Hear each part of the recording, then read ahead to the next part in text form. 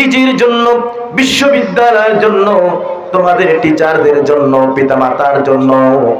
আমরা তো কখনো এরকম করি না রে ছাত্র। আল্লাহ রাব্বুল আলামিন যেই কোরআনের কথা বলেছেন, যেই কিতাবের কথা বলেছেন, মুহাম্মদ যা তেলাওয়াত করে তোমাদেরকে শোনায়, তবে তক্কা থেকে মানুষ ফ্যাক্স পর্যন্ত পৌঁছে গেছে। জোরে বলেন ঠিক কি না? আগে বিশ্ব জগতের প্রতিপালক স্রষ্টা, ঠিক না ঠিক? এই পৃথিবীর কোন গবেষক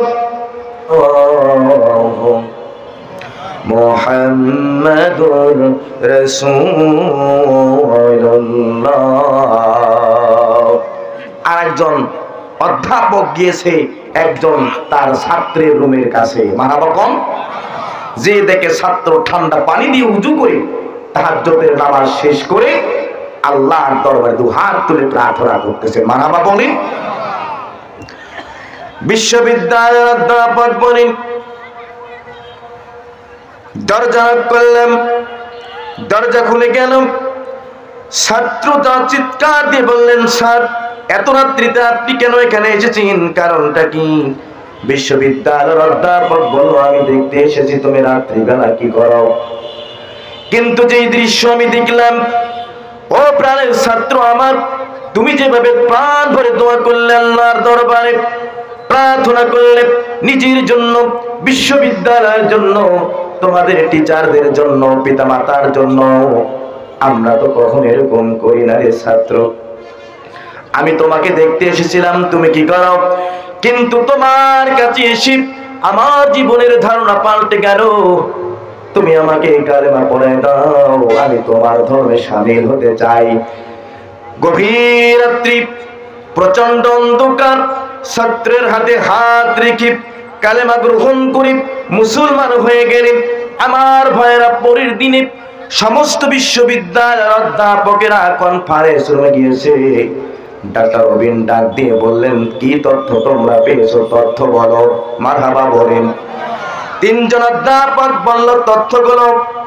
এই তথ্য বলার পাশাপাশি ডাক দিয়ে বলে, ও ডক্টর রবিন, আমরা সেখানে গিয়েছি, খালি খালি ফিরি নাই, ঈমান নামক নূর, ঈমান নামক দৌলত নিয়ে আমরা এখানে চলে এসেছি। জোরে জোরে বলেন সুবহানাল্লাহ। বিশ্ববিদ্যালয়ের অধ্যাপক বলল, তোমরা যে বললে ওল্ড টেস্টামেন্ট, নিউ টেস্টামেন্ট, কুরআন, মহাভারত, বাইবেল এগুলা পড়াতে হবে, আমি ইচ্ছে করলে সেদিনেই তোমাদেরকে কোরআনুল কারীমের কথা বলতে পারতাম। আমি চেয়েছিলাম, আমি আমার মুখের কথা দিয়ে যতটুকু তোমাদেরকে বুঝাতে পারবো, আমি চাচ্ছিলাম তোমরা তা বাস্তব রূপ দেখো। জোরে বলেন সুবহানাল্লাহ। কোরআনুল কারীম দিয়ে যদি আমাদের বিশ্ববিদ্যালয় চলতো, বিশ্ববিদ্যালয় যদি কোরআনের সিলেবাস থাকতো, মুসলমান যদি স্কুল কলেজ বিশ্ববিদ্যালয় কোরআনুল কারীমের সিলেবাস থাকতো, তাহলে আজকে আবু সাইদকে আজকে শহীদ হতে হতো না, মুক্তকে আজকে শহীদ হতে হতো না। আজকে গোটা পৃথিবীতে শান্তির সুশীতল বাতাস প্রবাহিত হয়ে যেত। জোরে জোরে বলেন সুবহানাল্লাহ। আল্লাহ রাসূলের উপরে যখন আল কোরআনুল কারীম নাজিল হতেছিল, মালিক ইবনে সাইব নামক একজন ইহুদি তাম মক্কা নগরীতে বলে বেড়াতে লাগলো, ও মক্কার মানুষেরা, ও মক্কার মানুষেরা, তাওরাত জাবুর ইনজিলের ভিতরে আল্লাহ রাব্বুল আলামিন যেই কোরআনের কথা বলেছেন, যেই কিতাবের কথা বলেছেন, মুহাম্মদ যা তেলাওয়াত করে তোমাদেরকে শোনায়, এটা সেই কোরআন নয়, এটা সেই কিতাব নয়। নাউজুবিল্লাহ বলেন। মালিক ইবনে সাইফ তাম মক্কার মানুষদেরকে বিভ্রান্ত করার জন্য যখন এই কথাগুলো বলতে লাগলেন, আল্লাহ রাব্বুল আমিন সহ্য করতে পারলেন না, সঙ্গে সঙ্গে নাজিল করে দিলেন আলিফ লাম মিম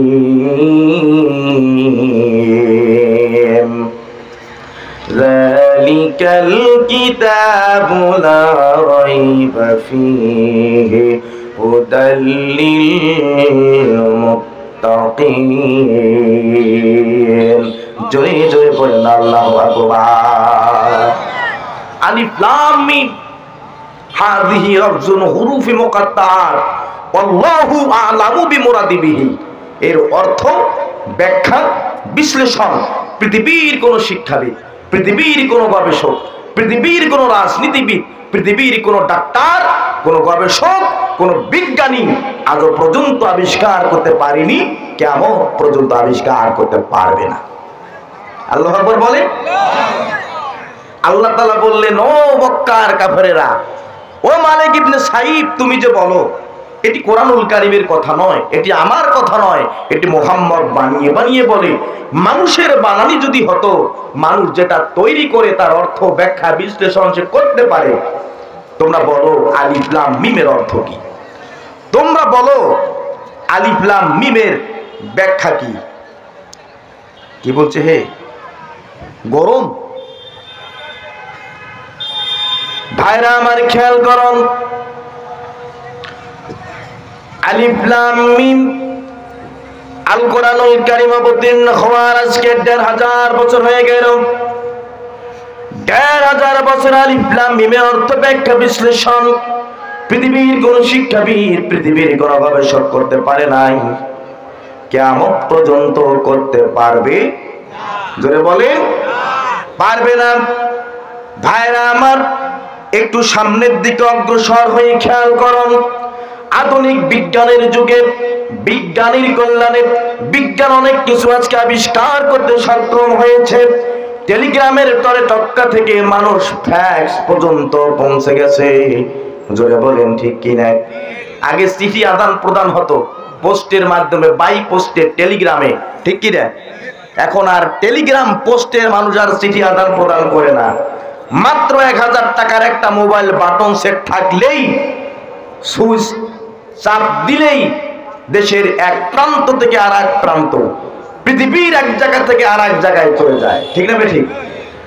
আধুনিক বিজ্ঞানের কল্যাণে বিজ্ঞান অনেক কিছু আবিষ্কার করতে সক্ষম হয়েছে। টেলিগ্রামের তরে টক্কা থেকে ফ্যাক্স পর্যন্ত আজকে মানুষ পৌঁছে গেছে।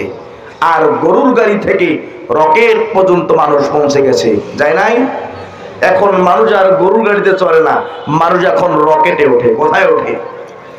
বিজ্ঞান আজকে এত কিছু আবিষ্কার করতে পারলো, কিন্তু আলিফ লাম মিমের অর্থ কি, এর ব্যাখ্যা কি, এর বিশ্লেষণ কি আজ পর্যন্ত আবিষ্কার করতে পারেনি, কিয়ামত পর্যন্ত পারবে না, ঠিক কি না? আমার ভাইরা,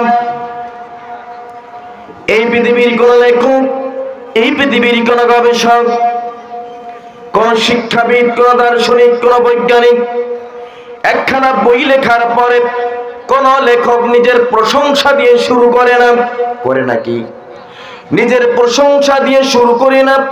সবাই নিজের অক্ষমতা, দুর্বলতার কথা প্রকাশ করে। আল্লাহ রাব্বুল আলামিন এমন একজন লেখক, এমন একজন গবেষক, আল কোরআনুল কারীম নাজিল করার পরে শুরুতেই তিনি তার প্রশংসা দিয়ে শুরু করেছেন। আল্লাহ রাব্বুল আলামিন বলেন, আলহামদুলিল্লাহি রাব্বিল আলামিন। জয় বলেন সুবহানাল্লাহ। সমস্ত প্রশংসা সেই মহান আল্লাহ, যিনি তামাম বিশ্ব জগতের প্রতিপালক, স্রষ্টা, ঠিক না? ঠিক। এই পৃথিবীর কোন গবেষক, কোন দার্শনিক, কোন বৈজ্ঞানিক, কোন লেখক বই লেখার পরে চ্যালেঞ্জ দিয়ে বলতে পারে না, আমি যে বইখানা লিখেছি এর ভিতরে কোনো সন্দেহ নাই, কোনো সংশয় নাই, কোনো ভুল নাই। কেউ বলে না, সকলেই নিজের ভুলের কথা স্বীকার করে ভূমিকায় লিখে দেয়। আমার এই বইয়ের ভিতরে যদি কোনো পাঠকের নয়নে কোনো ভুল ধরা পড়ে, তাহলে মোবাইল নাম্বার দেওয়া হলো, মোবাইল নাম্বারে আমাকে জানাবেন, পরবর্তী মুদ্রণে আমি তা সংশোধন করে নেব। জোরে বলেন ঠিক কিনা?